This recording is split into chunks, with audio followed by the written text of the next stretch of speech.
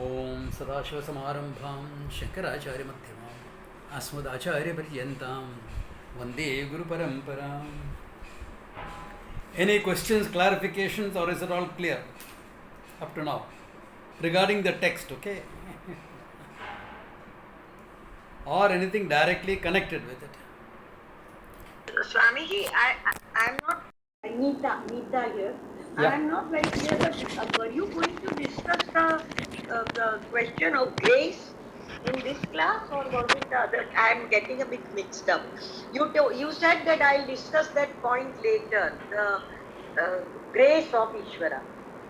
Was it here or somewhere else? I'm clear it was in connection with this class or the other one. I'm sorry about that. Okay, let us see which of the verse we are doing. If it's connected with that, I will do it. Okay. What is the verse we completed last time? 61. 61, okay. Okay, so the question of grace does not come here, okay? Okay, then forget it. It is, I think I must have mentioned it in the Tuesday class. Must have. I'm sorry, I mixed up. Actually, Swamiji, you touched upon it in the last class. Okay. I remember. Yes. And what you did mention was that even though we initially start off with it being Ishvara's grace, Yeah. finally when you analyze it, you are responsible. It is your own karma, your own prayers, everything. And Ishvara is just a distributor of the karma phalas. And that grace is something you with your own actions kind of bring on yours. So that's kind of roughly how I remember it. Good. One student remembers what I did last time. One student remembers. Probably I also remember. No, I only remember that you said that I'm just touching upon it, but I will elaborate. Yeah, but you didn't remember whether it was this class or Tuesday class. Yeah, I'm sorry about. But now he has confirmed that it was this class. Yes. Now we are confirmed it.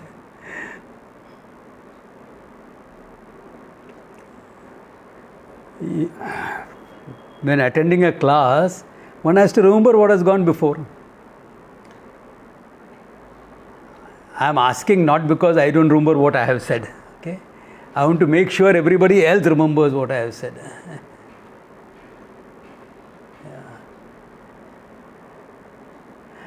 Yes, as I said last time, grace is a graceful way of saying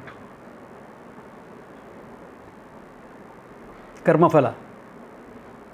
Because we don't know which exact karma gave me this phalam. I was lucky, you will say. Someone who is brought up 100% secular will say, I was lucky. Someone who has a bit more awareness of Ishvara, etc., will say God's grace. Why? Because you don't know which karma gave you this phalam. What is the exact karma that gave you this phalam? Nobody knows for sure. Nobody can know also. Okay, one request to everyone who's got a good connection, please switch on your videos. Okay, those who have a good connection. I'm seeing only 3-4 people here. Okay. Yeah. So, otherwise, as I said, this will be how you all feel.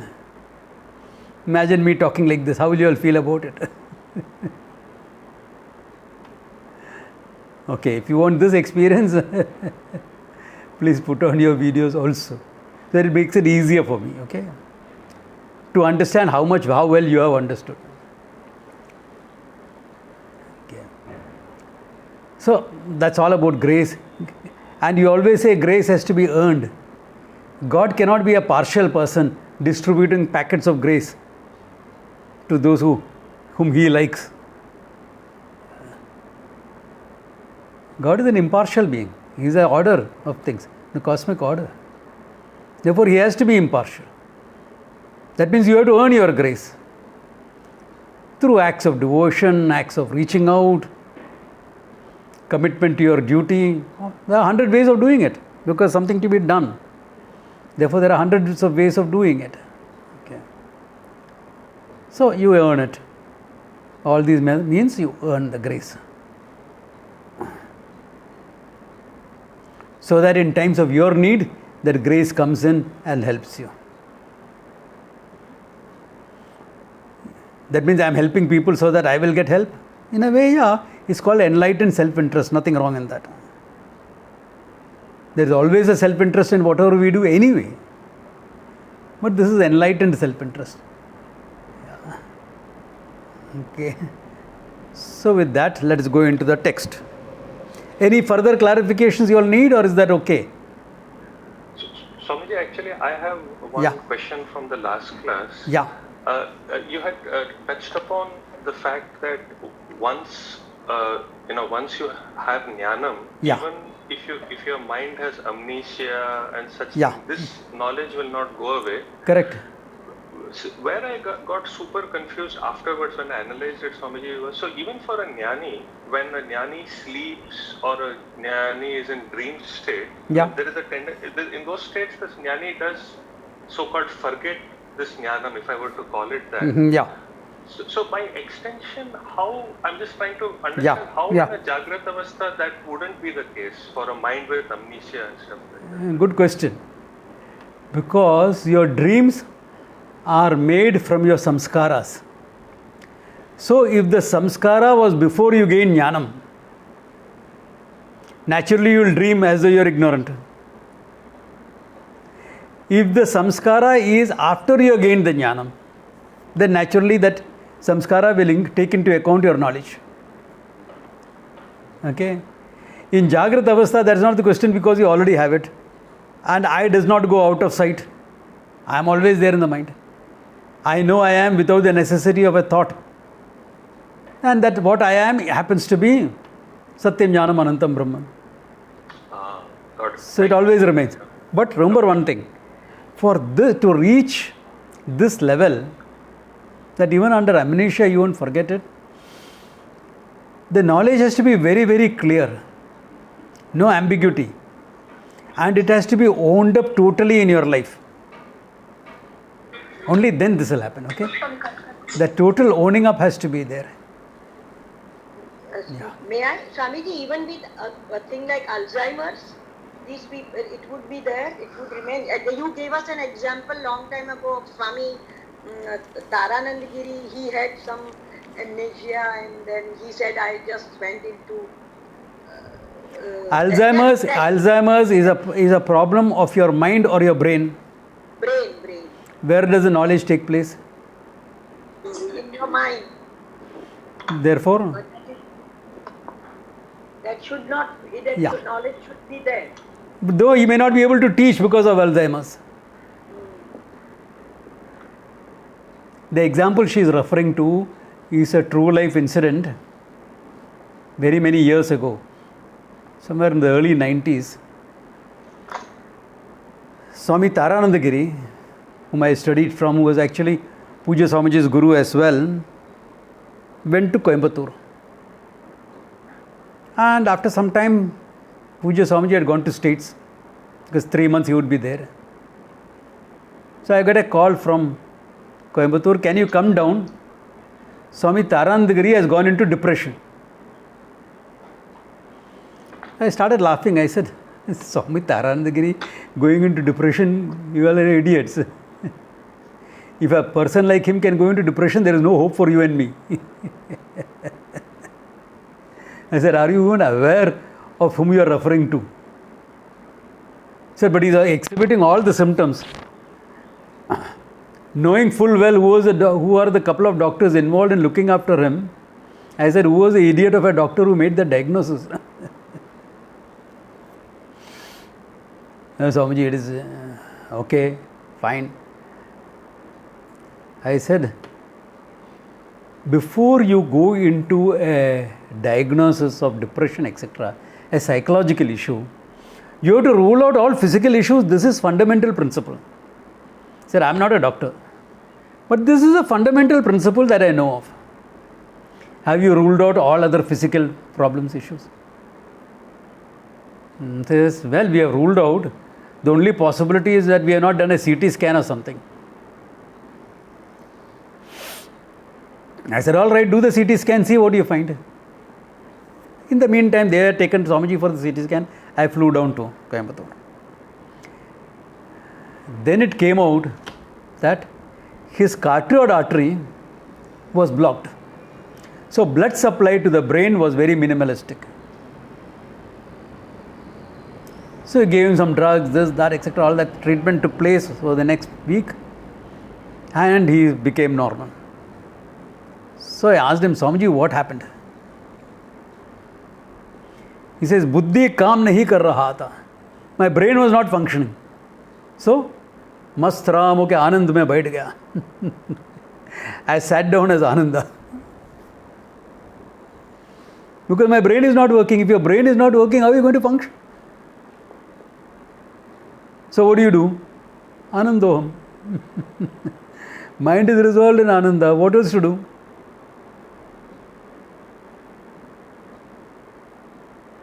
This is a level of a person who has really owned up the knowledge in life, made it a part of himself. Therefore, whatever the problem of the brain is, your functioning will definitely be affected. If the problem is with the brain. If the problem is with the body, teaching need not be affected. But if the problem is with the brain, definitely all your functioning will be affected. Not your knowledge of yourself. That will not be affected. Yeah. Clear about all this? So yeah? Jivan Mukti would be only for such, not that we want anybody to end up in such a state, but would Jivan Mukti be only for such a person, Swamiji, or are there shades of grey also where? See, there are shades. To enjoy Jivan Mukti, I have to own it up in my life. Otherwise, how can I enjoy Jivan Mukti? Yeah. So, Jivan Mukta, etc., the state of realization, etc., will talk about a person who has owned it up in their life. It cannot remain in one corner of the brain. That may be okay for other things, not for enjoying that freedom. How do you enjoy that freedom unless the knowledge is available for you in your day-to-day activities? It need not be in the foreground, it has to be in the background. Foreground will be what is you're doing at that time. But in the background it should always be there. It will be there if you have owned up the knowledge. The problem is because of our lack of integration, etc. We don't live by everything we know.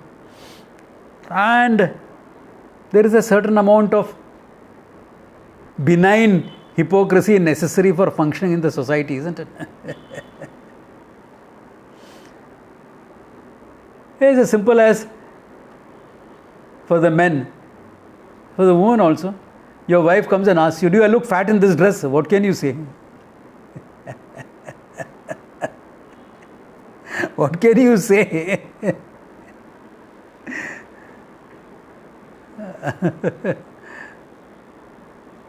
You cannot say yes, you do.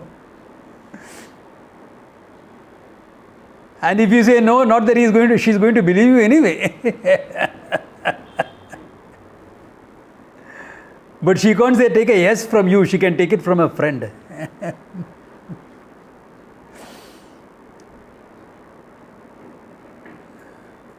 So that benign hypocrisy is there in society. So for all that creates a little bit lack of integration, which has to be taken care of by meditation, etc. So if you meditate, etc., those problems will be taken care of. Yeah. So a lot of Nitidhyasanam has to be done. Nitidhyasanam is to own up what you know. Yeah. So then the problem is solved. Can I ask a question? Shoot. So when we say that you own it up, or it becomes this knowledge becomes a fact of your life, so then it's direct, like you don't have to even think about it. That's why we say that the buddhi gets resolved. It has to become that clear and it's not there in your cognition. It's just you just know. I mean, is it something? It is part of your cognition, because you see the self all the time. Don't you see? But you don't. Okay. I know I am now all the time. So I know I am Satyam Jnanam Anantam Brahman. And see, I am is always there in your mind. That I am is associated with all types of conclusions. Erroneous conclusion. Nobody says I am and stops at I am, no? Does anybody stop with I am? No, I am. Whatever. Context driven. So in this case it will happen that I am what? Satyam Jnanam Anantam. Because that's the truth of I am. Then after that the context driven conclusions can come up. Role playing. Is that clear, Kavita? Yes, yes. Okay. Any other clarifications?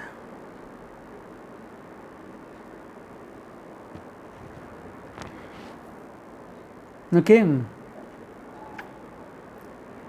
All right. Swamiji, then we would say that to self-test how we are functioning, we would say whether once I know I am Satyam Jnanam Anantam, then how am I functioning? I am functioning from the limited standpoint or from the unlimited standpoint?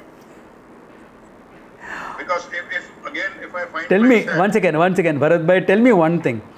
Are there two, one limited and one limitless? no, there is one limitless. What I am trying to say is that once I know I am Satyam Jnanam Anantam, and then that would affect my functioning and thinking and everything in all activities. It will affect. Because yeah. It will affect. Of course it will affect. Thank God it affects. Huh? Any conclusion about yourself will affect your functioning. And you will start guessing that, checking that. Now listen. Bharat Bhai, I understood your question. Now listen to me. Supposing I make a conclusion about myself, saying I generally don't succeed in things. It's a conclusion I made about myself. Does it affect your functioning or does it not affect your functioning? It does. I'm good at things. This is one job I'm good at. Trading in the market I'm good at. Will it affect your functioning? Yes, it will. It will. Now, similarly, I am Satyam Jnanam Anantam. Will it affect your functioning? Yes, it will. How? How do you think it affects your function? Because the fear of the markets or the fear of the world, that is not there now. I just do things. as Your existential issues of isolation, loneliness, grief, it fear. also affects how I Oh, deal with people. listen, Bharat Bhai, you asked a question. Now listen to the answer. Your isolation, your grief, your sense of finitude, you wanting to be joyful, all that is gone. Why? You are already Ananda. Yeah. So that much will affect. But you are playing a role. You have worn the dress to play a role. Will you play the role or will you not play the role? Because let us say after this knowledge, you are very clear. But you are leading a householder's life. You have to earn for your family. So, when you are trading on the share market, are you going to say I am Satyam Jnanam Anantam Brahman? Or are you going to look at the analysis of the shares, etc.? What are you going to do? I looked at the analysis, but at the same time, earlier that unknown, too much of fear which was there. That is not that will there, not exactly. Yeah. Will you become reckless because of that? No, but rather more cautious. More cautious also you will not be. You will be cautious. As much necessary. Because that is role driven. Yeah. That is role driven. Yeah, at the same time, I also realized that my thinking pattern is changing now. So earlier what I was doing and now I am doing something. Of course. Now it's just a role. Previously it was taken as real. Now the problem can come in relationship.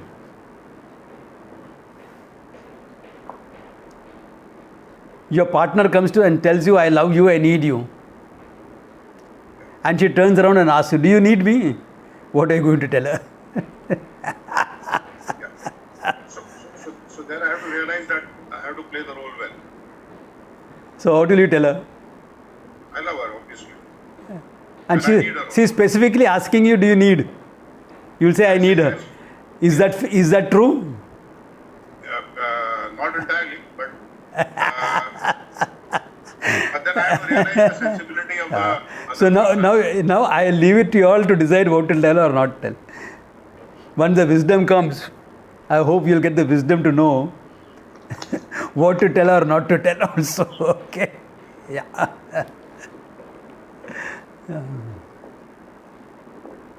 Yeah.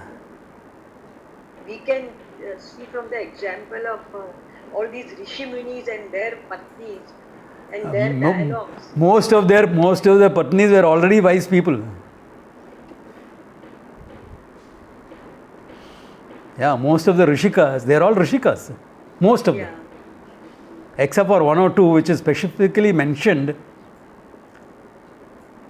which is that dialogue which we saw where Yajnavalkya had two wives. One was a mumukshu and the other was happy with whom? Maitreyi, the Gargi and Maitreyi and So who was what? Maitreyi was spiritual. And who was the other one? Gargi. Gargi was not a wise person? Gargi was more materialistic, perhaps. Go back, have a look at it. There are other dialogues where Gargi is also shown as a great mumukshu. Okay. That is only for that particular incident. Okay? Yeah.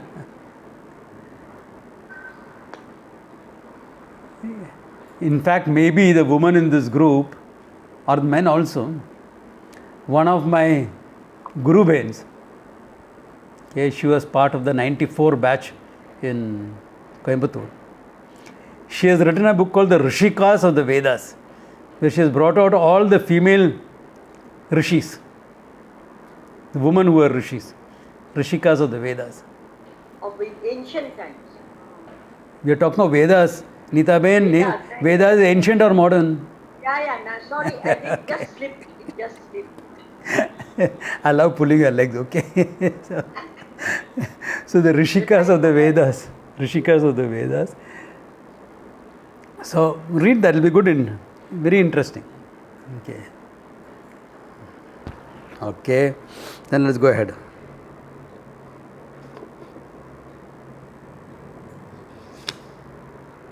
Okay, so we saw that example that whatever one's mood is not going to become one with the buttermilk again. So that was just to show that once known, you know for good. Okay, that one.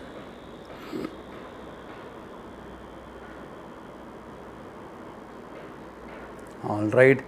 Then little bit in terms of how you get the knowledge is indicating here.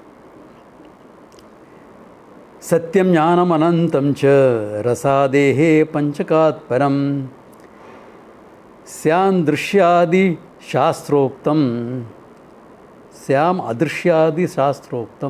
aham brahmeti nirbhayah. Once you understand aham brahmeti, what is that Brahman? Satyam Jnanam Anantam Cha. That Brahman that has been defined, Taitriye, as Satyam Jnanam Anantam, is bodily lifting the whole definition from there. Okay? Satyam Jnanam Anantam Brahma, Yo Ved Nihitam Guhayam, So Ashnute Sarvan Kaman Saha, Brahmana Vipaschiteti. That section, the Brahmananda Valley. So Satyam Jnanam Anantam Cha. Once you know that, what is that? How do you know? Rasadehe panchakat param. Okay.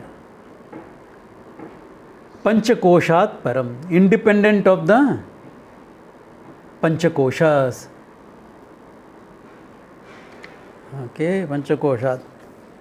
Anyone remembers the definition of the Panchakosha? What is the kosha?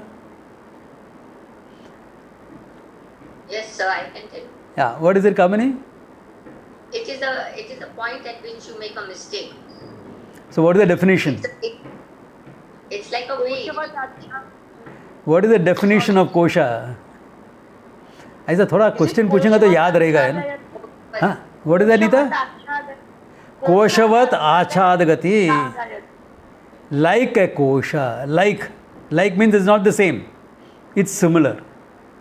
Similar doesn't mean identical. It covers just like a sheath would cover, meaning it hides from your view. You can hide something in plain sight, isn't it? That's called camouflaging, okay, in plain sight. Therefore, as Kamini said, a place where you make a mistake about yourself. Annamaya kosha, Anna vikara kosha. Maya meaning vikara there. The modification of the food. It is not the food sheath, okay? It is not that laddu, puri and all is sitting on your shoulders. Maya there stands for modification. Pranamaya, energy. Manomaya, thoughts, feelings, etc. Vijnanamaya, knowledge, etc. Anandamaya, what is the meaning of Maya? Prachuryam. Prachuryam meaning saturated with. With, yeah. Saturated with. This is a Karana Sharira. Anandamaya kosha. So at 5 levels you make a mistake about yourself. That means when you say Pancha Koshat Param, it is very evident that you have to correct these mistakes and understand what you really are. Therefore, Pancha Koshat Param Syam Adrishyadi Shastroktam. What has been defined in the Shastra as Adrishyam, that which is not an object of perception, Astulam, etc. So, by these terms, all the conclusions that you have about yourself is negated. Adrishyam, not an object of perception. When you say, I am like this only, is there an object of perception or not? Yes. Yes. What to do? I am like this, I behave like that. That behavior is an object of your perception. Adrishyam means not that. So, by these type of negating words, the Shastra has negated all conclusions that you make about yourself without specifically going into each one of it. Why? Because there can be as many conclusions as there are people. As many people, there can be conclusions about themselves. No? Subtle conclusions, gross conclusions, all that can be there, yeah.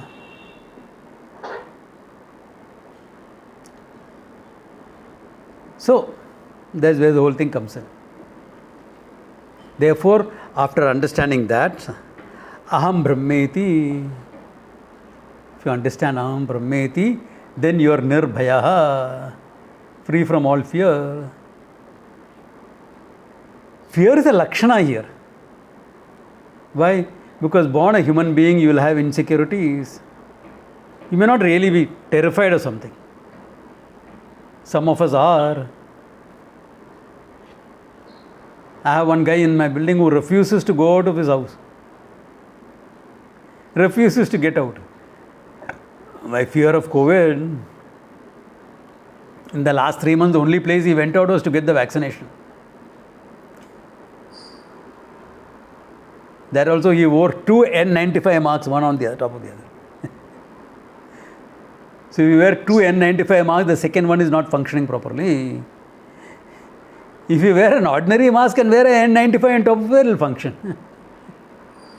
But 2 N95 masks, the second one is non-functional.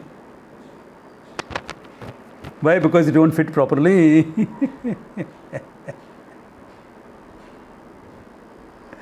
So he was so scared.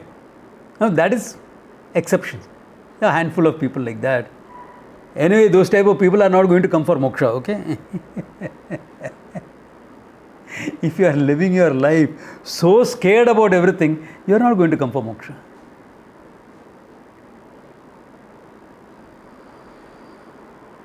You may know the greatest teachers in the world, but you will not take it up. You are too scared. Your opinion of yourself is too low. You are not going to have the guts to try for something like moksha.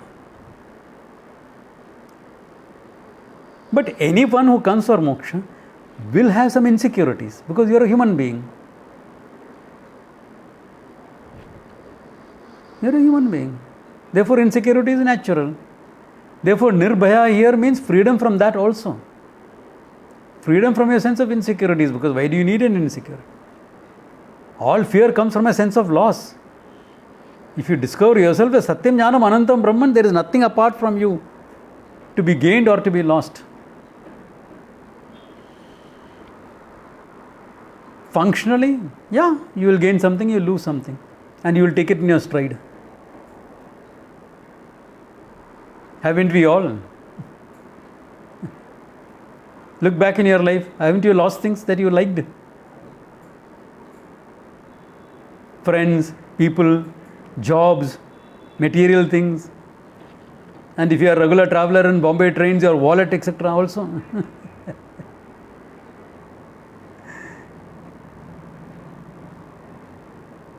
Yeah, we are taken our stride. No?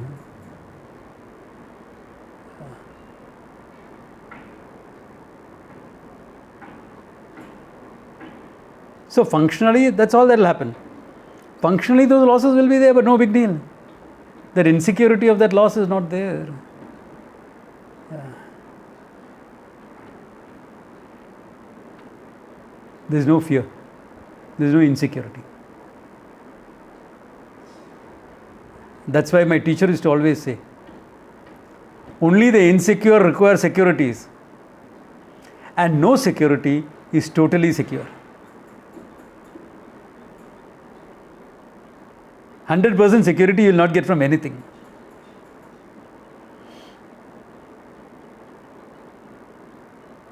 Samajhi, but financial security is important. Yeah, of course. It's relative. So what have you done with your money? Oh, I invested it in stocks and shares. What if the market collapses? If in today's market the Bombay Sensex is going over 50,000, you know it's an overheated market.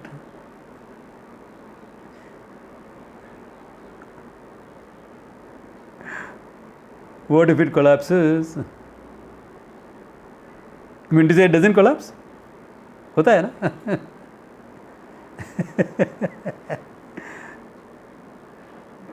No, Swamiji, I kept all my money in gold.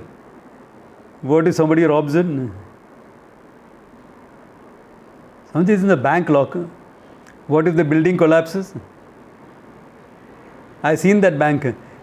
It's in a rackety building. The bank looks nice. They have done it up inside. But the whole building is more than 50 years old. In Bombay, more than 50-year-old buildings are at risk, okay?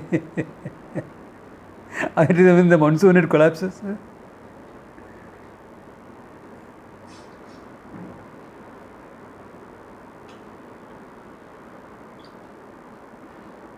Which security is 100% secure? Tell me.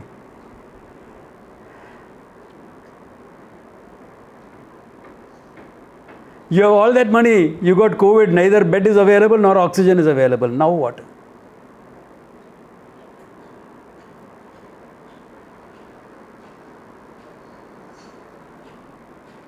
Sit down and contemplate on the truth. Yeah. Don't waste whatever breaths you have left in life. That's why I remember some time back I gave you that example of that movie, Crouching Tiger, Hidden Dragon,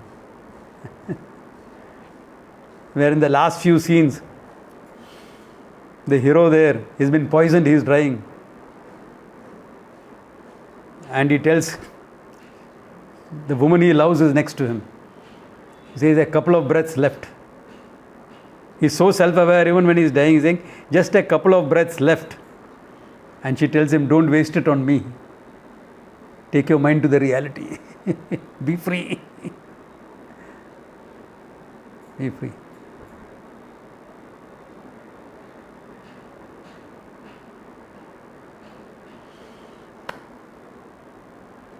The insecure require security. There's always something now, because I say all these things, no, stop, don't. Okay, tomorrow onwards I stop investing and things like that. Don't do that, okay? Don't be foolish. Be foolish. Understand they'll give you relative security, which is fine for a relative functioning world. For a relative functioning world, relative security is enough.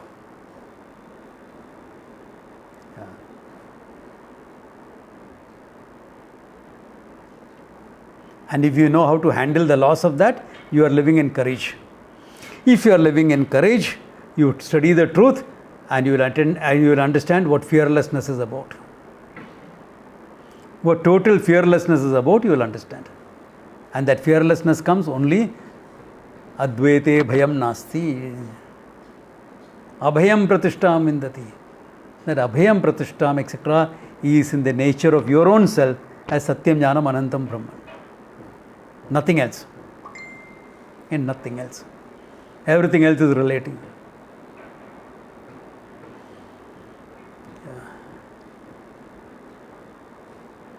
Clear about this? Okay.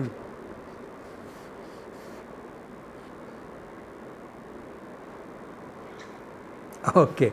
Then he is now quoting from the Kathopanishad. Okay. Yasmat bhitaha pravartante vangvana panchavakadayah tat atma anandat tatvajnaha na bibeti kutaschanaha. Tatvajnaha na bibeti kutaschanaha. The Tatvajnaha, the one who knows the truth, na bibeti kutaschana, is not afraid of anything. Why? Yasmat bhitaha, out of fear of whom? Pravartante vang mana vakadayaha pavakadaya. Says all the organs, etc., and the whole world functions out of fear of this. Tad atmanandaha. He is quoting from Kathopanishad, which says, Bishatma dvatapavate Bishatma chandra suryayoho Mrithyurdhavati panchamaha. Yaad hai? There is a verse like that. Those who are attending from my Tuesday class, we just did the Kathopanishad recently, na? Isn't there a verse like that? Kamini, Nita and all, hai kya nahi verse aisa? It is a verse, of course. Yeah. I'm not asking you about the verse number or chapter number, don't worry. Yes, yes. Even I don't remember that, Because okay? it's written, fire means it's Nachiketa fire. Yeah. perhaps. So, Bhishatma Vatapavate. Now, when he says that Bhishatma Vatapavate, etc., he is talking about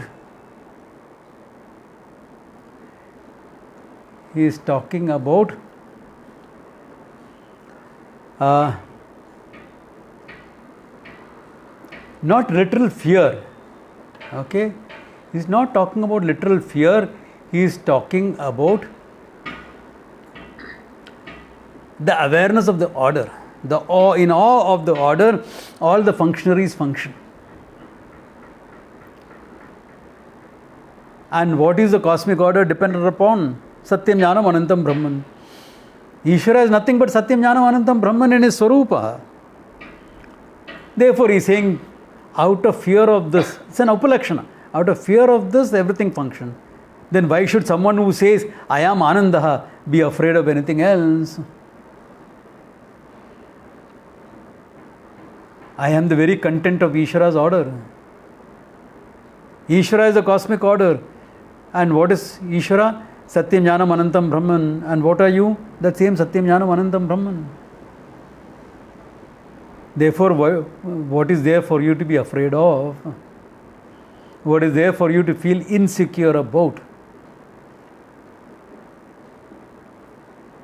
But Swamiji, there is still some insecurity, na? Yeah, Nita Ben, what is it? Like this translation, the second line, for afraid of him, the organ of speech, the mind, Yeah. fire. And That's what I translated.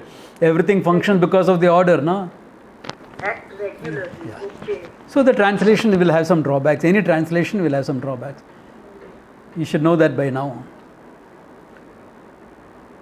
So this is how the whole functioning takes place. So if you still have insecurity after learning Vedanta, what does it mean?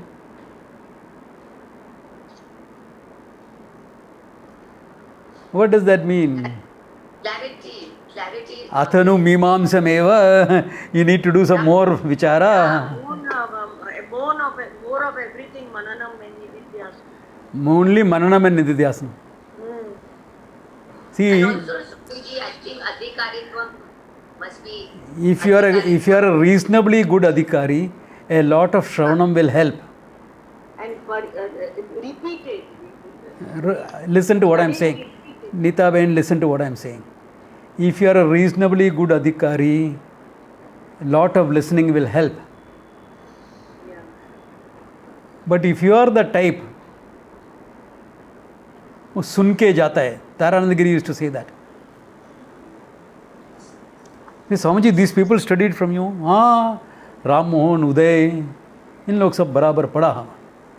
और स्वामी और दो महात्मा भी आते थे आपके पास. हाँ, सुन के गया. They heard and left. Because next week or the week after that, when you ask them, they are in the present only. They are not in the past. They don't know anything that has happened in the past. Now, if you are a student like that,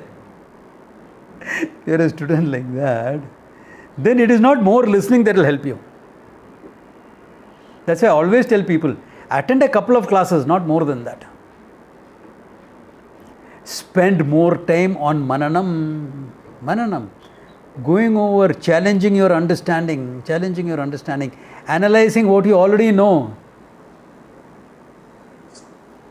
Therefore, you meet together and discuss what you have already studied. If you are discussing something that you are not studied, I will guarantee you will get confused.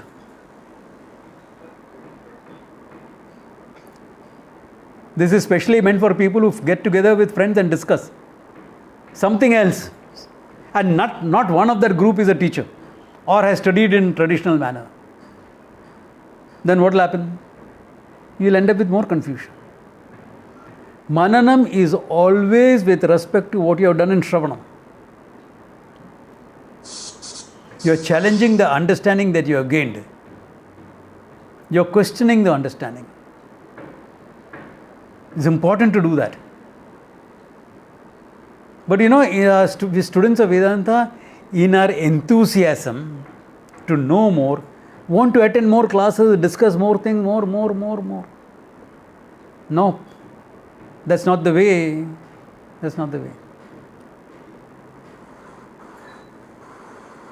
Sir, Yeah? what does Uplakshana mean? Uplakshana. An indication. And how is it different from Lakshana? A smaller Lakshana is called Upalakshana. Lakshana is a big thing. Lakshana, Vakya, etc. So an indication, yeah. So that's important to discuss what you have heard and challenge your own understanding about it. Anyonya Tat Prabodhan. If you are going for something else, to discuss about something else, etc., probably you are going to end up with more confusion. Because you have not studied it traditionally. If you have not been exposed to a traditional explanation, then you are going to make your own conclusions about it.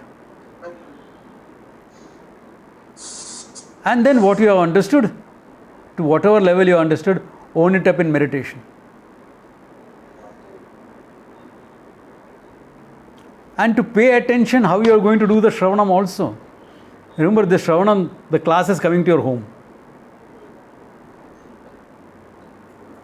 In the home, there will be disturbances. Natural. You are at home.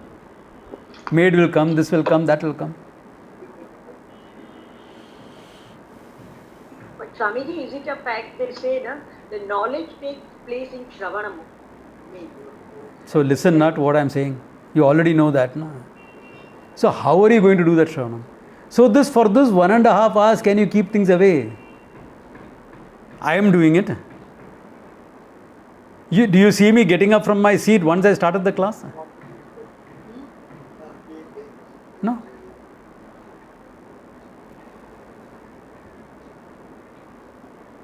But people keep drifting in and out.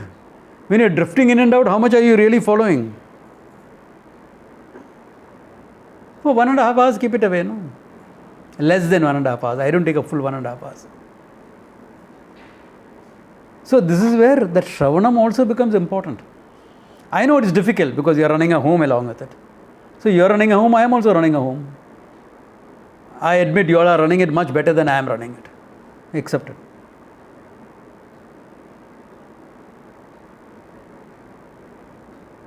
So you'll get 100% marks for running a home. What about knowing the truth?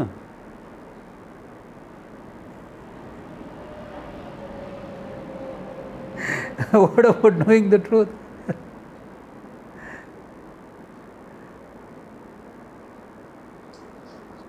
It is like, the Padri was going to the church on a Sunday morning. Because in the Christian tradition, Sunday morning mass you can't miss, You have to be there. In Bombay, they have made a concession, taking into account our lifestyles, that if you attend Saturday evening, it is as good as attending Sunday morning. So, he was going to the church. And another parishioner, who was supposed to be coming to the church, is busy cleaning his car. Sunday, only day he gets time to clean his car. So when he sees the Padri, he is feeling very sheepish about it. So he tells the Padri, Father, after all, cleanliness is next to godliness, no? The Padri says, yes, my son, maybe the car will make it to heaven. Okay. In Vedanta, I can't even say that.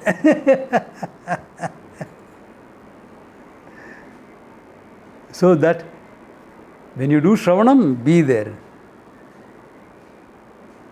And lots of Mananam. Important. More than the number of classes or discussion groups that you attend, is more important that you do that Mananam. Yeah, you can do it singly or you can do it in a group also. Challenge each other's understanding. What does this verse say? Why was it said like that? What does it mean? Why this meaning, not any other meaning? This challenging is called Manana. That's why it's important that you take a text that you have studied for Manana. Not some text you have not studied, thinking you will get some new knowledge. Nahi hota hai. You will only get new confusions. And Nididhyasana. Contemplate on what you already know. Important. At least a simple japa dhyanam, if nothing else. Okay? All right.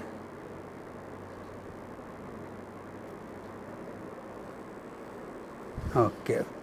So that much for that verse.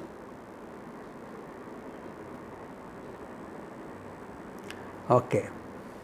Then he is introducing another topic in the next verse. We can see that verse also. Namadibhyaha pare bhumni स्वराजे चेत स्थितः द्वये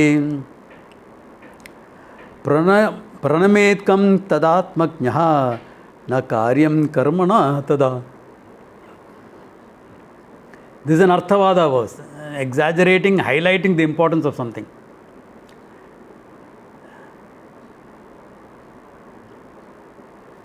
Namadibhya pare bhumni, in the bhuma. What is bhuma? There is a section called Bhuma Vidya which we have seen in a camp. Self. Brahma Vidya only. Yeah. Yes, sir.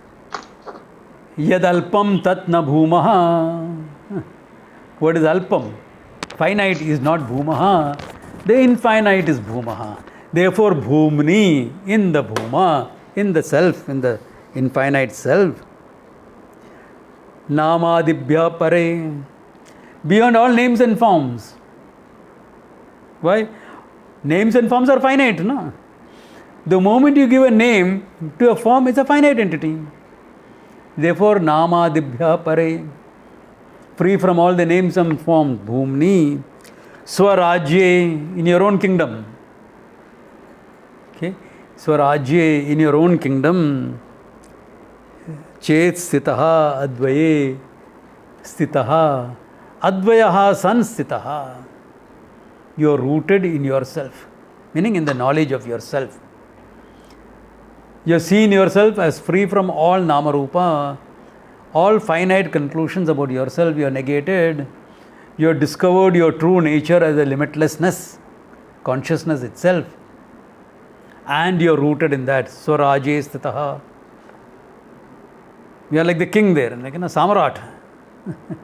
Swaraje stitaha. Okay. Pranamet kam tadatmajnaha. Whom are you going to go and do salutations to? Whom are you going to go and surrender to?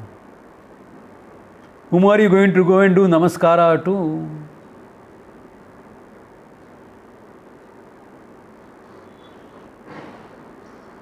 Understanding is what?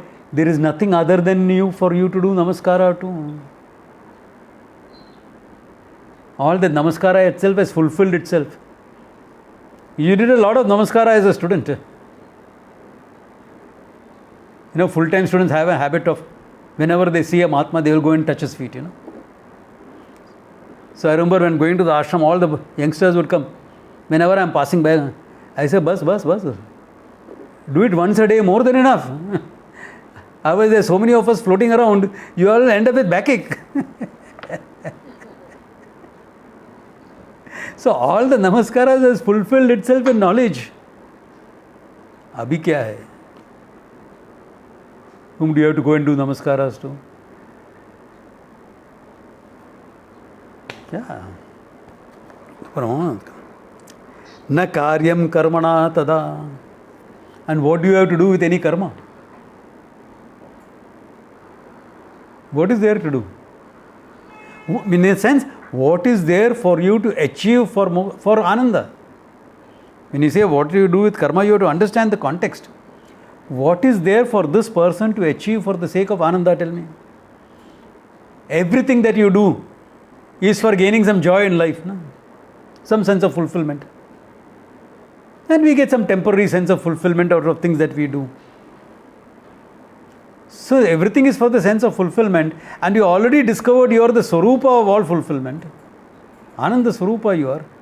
Tell me, what karma are you going to do for the sake of fulfillment?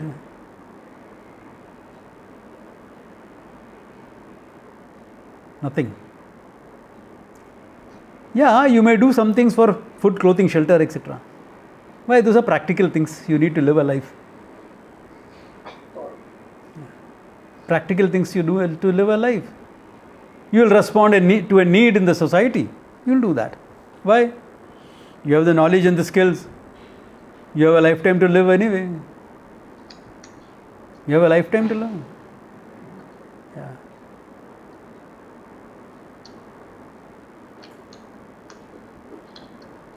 Therefore, in that condition, that's it. Yeah.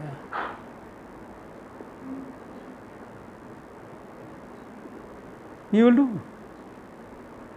Not for the sake of fulfillment. Like one of my Guru Bhais, in the lockdown, he is based in Indore, does a lot of work for Aim for Seva. He is doing 500 meals he is distributing every day. 500 people he is feeding every day, one man, with a small team. Because you can't have a big gathering anyway now. No? So it's all effort has to be small scale.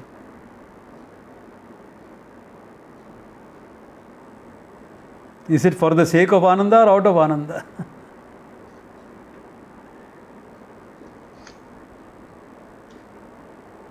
Tomorrow the local government decides no individual should do all that. Government is taking over all this food distribution. ठीक है, मस्तराम होके घर में बैठ जाएगा. मस्तराम होके बैठ जाएगा. So the actions of a person who knows the truth comes out of Ananda. Yeah.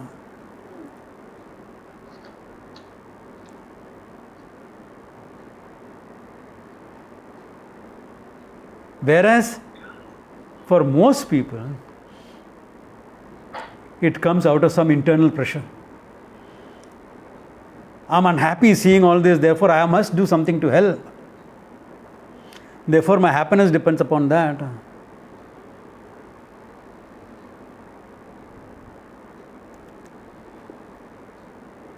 Whereas here you're already Ananda, now what? For the sake of Ananda, you have to do nothing. Some practical things you may do. Yeah, may I? Yeah, Nita Ben, what is it you want to ask? No, I read somewhere that if a Shishya is Jivan Mukta and he meets his Guru, then out of Shishtachara also he will do Saftang. Nita Ben, understand the spirit in which this verse is written. Did I not tell you it is Arthavada? Acha. Okay, sorry. You're not listening.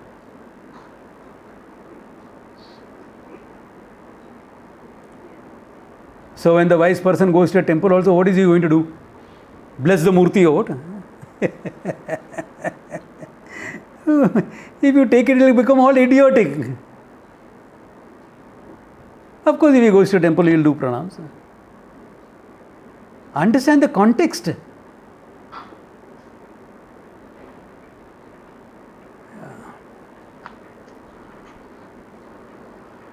Okay, for some newcomers, they are allowed to ask questions like this, okay? Because you all are new. I am pulling up people because they have been with me for 20 years and asking these questions, okay? No, I was just meaning there is something like Shishtachara. So we all know there is Shishtachara. Nita Ben, we all know there is Shishtachara. When Puja Swamiji met Tarananda Giri, he used to always touch his feet. We all know that. Everyone knows that. You don't have to make a special point. Okay. Yeah. Okay, I'm sorry. Yeah.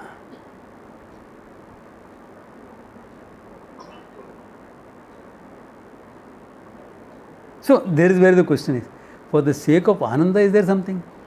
And even when the wise person is doing, say, Namaskara in a temple, does he take the deity different from him or one with him?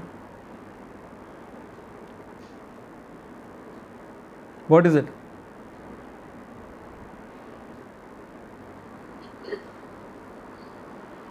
To do Namaskara, he has to take it separate only, knowing inside that it is one. You have to know it is one. Yeah. If you don't know you and the deity are one, your knowledge is incomplete. At the same time, you are respecting functioning and doing what is functionally correct. Understand the two shifting standpoints. Understand the shifting standpoints all the time.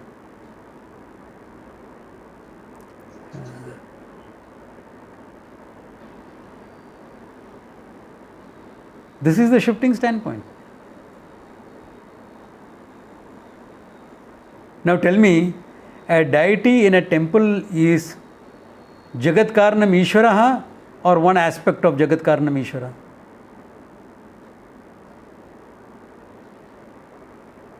Aspect. Are you sure? Aspect of, yes. How? Yes. How is it an aspect? Because Ishvara is only one. These are just aspects of Ishvara which we take as our Ishta. Explain with an example. Like touching your little finger. Finger, yes. Explain with an example of a deity in a temple.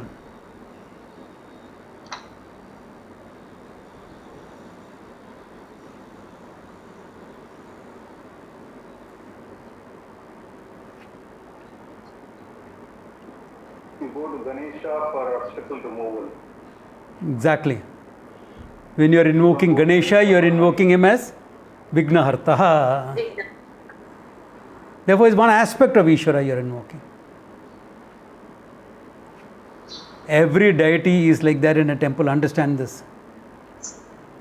That's why there are rules and regulations with respect to that worship. Every deity is like that. You cannot say Ishvara is everything, it doesn't matter. It's a deity. Therefore, it is invoked in a particular manner. If it is invoked in a particular manner, there are certain rules and regulations to follow. This is one has to be very clear about this. Otherwise, you will bring that pseudo secular understanding into temples. That's all one. No?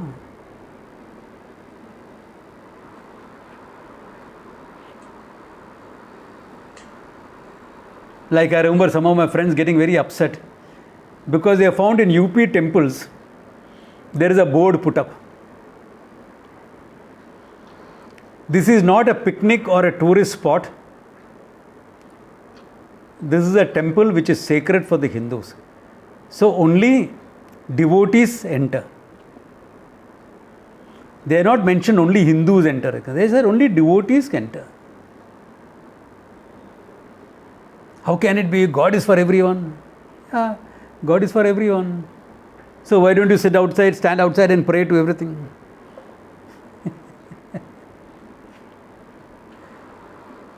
It's a temple. It requires some sacredness. I wear my shoes at home. Why can't I enter the temple with my shoes on? Actually, you are not supposed to enter your home also with shoes, okay? Nobody is talking about that in COVID time.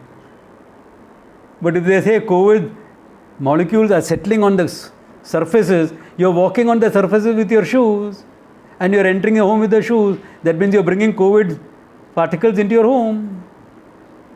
The virus is coming home with your shoes. Do you disinfect your shoes before you walk in home? Then you wonder, how did I get?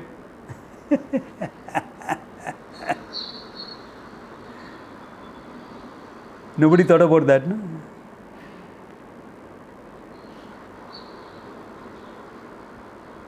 So traditionally speaking, you leave your footwear outside, wash your leg before you enter the home. This is tradition. They didn't do it out of nothing. They did it with some understanding. It's not orthodoxy. Then conditions changed. There weren't so many viruses, bacteria floating around. So we changed all that. That's fine. But now it's coming back to an extent. So for a couple of years, you have to go back to the traditional things. So this type of understanding of Ishvara and a deity is important.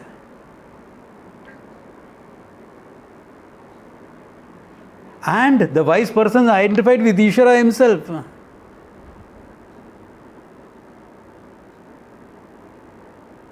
But in functioning,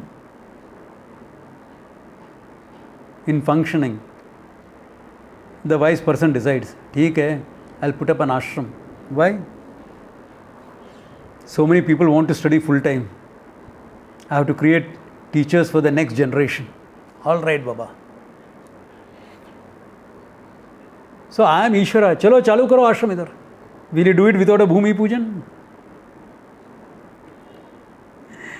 Will you do it without invoking Ishvara? No wise person whom I have known has ever done it like that. And believe me, I have known a lot.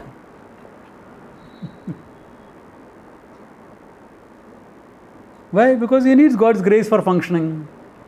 In functioning, you are not limitless, you are very limited. So, the shifting standpoints one has to understand very well.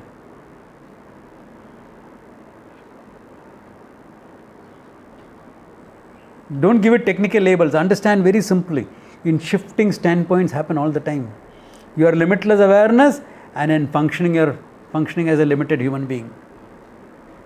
This shift happens all the time. All the time it happens. Yeah. So once you take that into account, there is no problems. There is no problems at all. So what is said here is, for the sake of Ananda, for the sake of Atmajna, Ananda, there is no karyam na vidyate. There is nothing to be done. For the sake of your fulfillment, there is nothing to be done. For practical things, of course, a lot of things will be done. Yeah. For the sake of practical things, a lot of things will be done. That's for practical things. Yeah.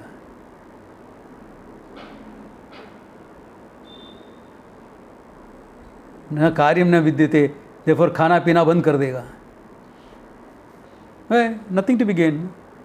Now you have a choice of doing that if you want to go into samadhi and leave the body. Only then.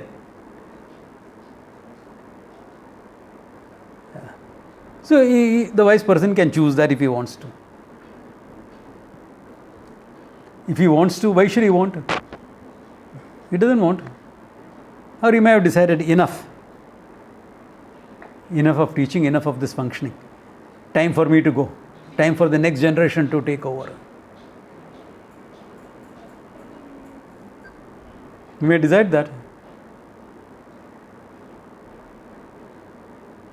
Yeah, why not? Can you say, no, the wise person cannot do it like that, he should do it like this?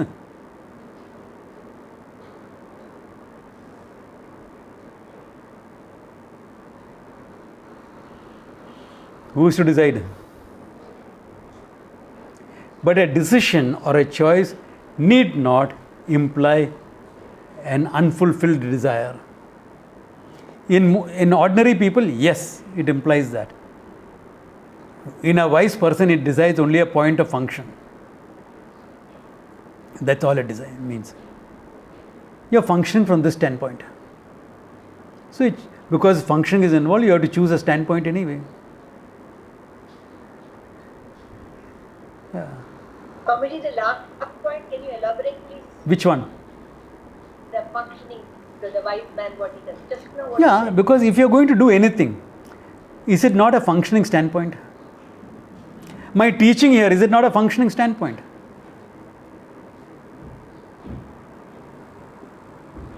Am I teaching because I will become happy with the teaching? Oh my God. If I depended on the teaching and my students' understanding for my happiness,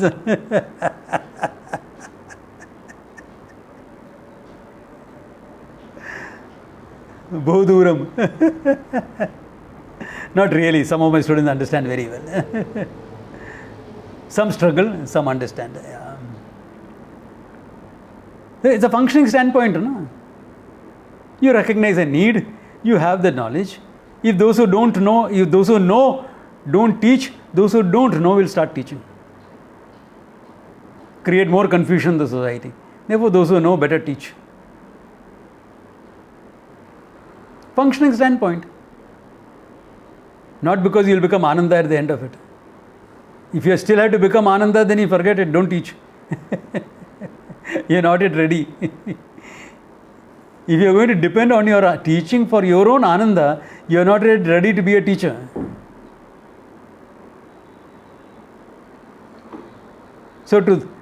But you mean to say all new teachers are also Ananda? They got enough insights, okay? They got enough insights. They got enough knowledge. They may require some more nishtha, that's okay. That nishtha will come in time. What if he doesn't have insights? Don't teach. Without insight, if somebody is teaching, he deserves a kick on his back. Yeah, that's what he deserves. So to keep the big picture, he says, na karyam na vidyate. And one more step. Even if he does something. You remember there was one verse, Karmani akarmaya pashed akarmani karmayaha. Yes, Bhagavad Gita. Yeah. So that is still applied. Don't forget that. Don't forget that. So even when he is doing karma, you are akarta bhokta. So really speaking, you are not doing anything at any time. Swamiji, are you teaching at 11 o'clock Sunday morning? Yes, I am. Really, you are teaching? No, I am not. Yeah.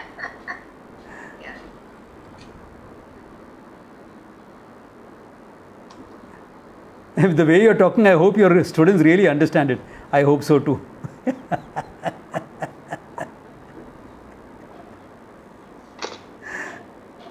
Are you getting it? This is how the thing is.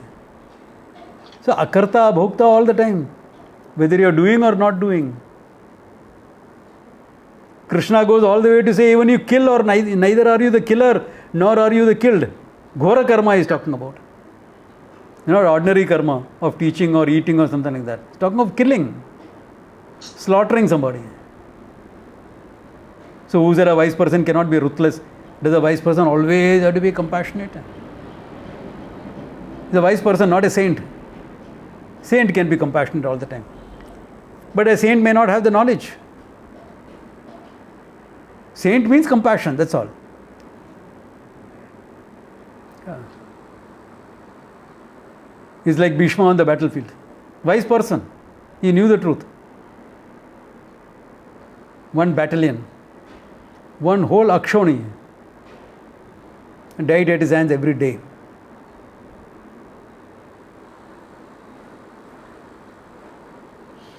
Ruthlessness itself. Why? He's playing the role of a warrior, not the role of a gentle healer.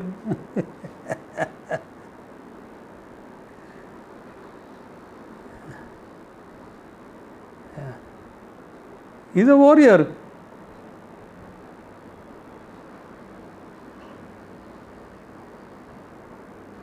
So you don't win a war by dying, you win a war by killing.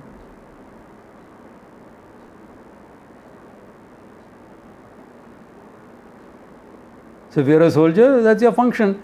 Your wisdom will not stand against it. You'll say, I am neither the killer nor the killed.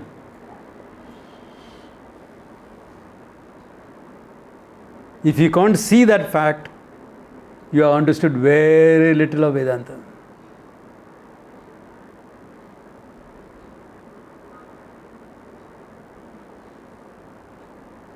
You understand it all the way.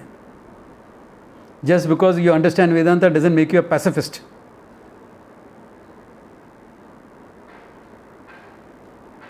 You can be a pacifist if you want, but then don't take on the role of a soldier.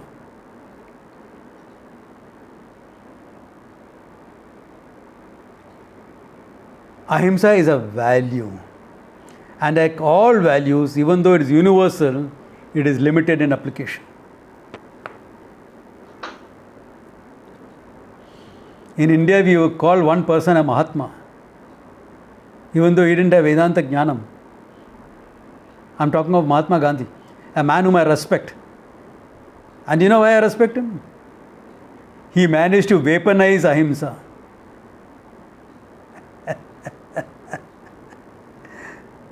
Right or wrong? He converted Ahimsa into a weapon of the oppressed. Wow. Nobody has thought about it like this, have you? Have anyone thought about Mahatma Gandhi as weaponizing Ahimsa?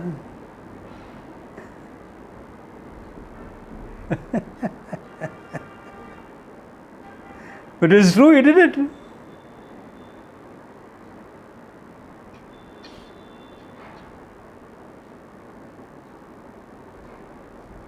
Hats off.